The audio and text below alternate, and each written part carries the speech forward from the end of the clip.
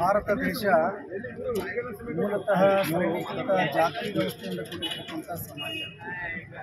ಈ ಶ್ರೇಣೀಕೃತ ಜಾತಿ ವ್ಯವಸ್ಥೆಯಲ್ಲಿ ಅನೇಕ ತಾರತಮ್ಯಗಳನ್ನು ನಾವು ಕಾಣ್ತಾ ಇದ್ದೇವೆ.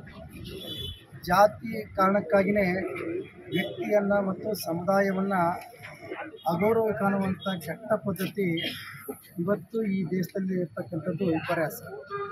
ಆ ಹಿನ್ನೆಲೆಯೊಳಗೆ ಬಹುತೇಕ ಈ ಸಮುದಾಯಗಳಿಗೆ ಶತಶತಮಾನಗಳಿಂದ ಜಾತಿಯ ಕಾರಣಕ್ಕಾಗಿ ಶೋಷಣೆಗೆ ಒಳಗಾಗಿರ್ತಕ್ಕಂಥ ಈ ರಾಜ್ಯದ ಮತ್ತು ಈ ದೇಶದ ಪರಿಶಿಷ್ಟ ಜಾತಿ ಮತ್ತು ಪರಿಶಿಷ್ಟ ಪಂಗಡದವರಿಗೆ ಒಂದು ಸ್ವಾಭಿಮಾನದ ಬದುಕನ್ನು ಕಟ್ಟಿಕೊಟ್ಟಿರ್ತಕ್ಕಂಥವರು ಭಾರತ ರತ್ನ ಡಾಕ್ಟರ್ ಬಾಬಾ ಸಾಹೇಬ್ ಅಂಬೇಡ್ಕರ್. ಬಹುತೇಕ ಆ ಪುಣ್ಯಾತ್ಮ ಈ ಸಮುದಾಯಗಳು ಸ್ವಾಭಿಮಾನದಿಂದ ಬದುಕಬೇಕು ಅನ್ನೋ ತಿನ್ನೊಳಗೆ ನಮಗೆ ಸಂವಿಧಾನಬದ್ಧ ಹಕ್ಕುಗಳನ್ನು ಕೊಟ್ಟಾರೆ.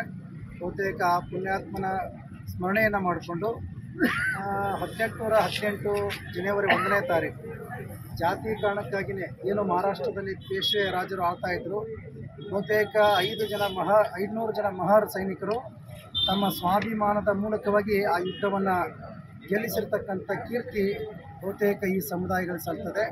ಆ ವಿಜಯೋತ್ಸವವಾಗಿ ಇವತ್ತು ನಾವೆಲ್ಲರೂ ಸಹ ಭೀಮ್ ಕೊರೆಗಾಂವ್ ವಿಜಯೋತ್ಸವವನ್ನು ನಾಡಿನಾದ್ಯಂತ ದೇಶದಾದ್ಯಂತ ಅತ್ಯಂತ ಸಂಭ್ರಮ ಸಡಗರದಿಂದ ಆಚರಣೆ ಮಾಡ್ತಾ ಇದ್ದೀವಿ.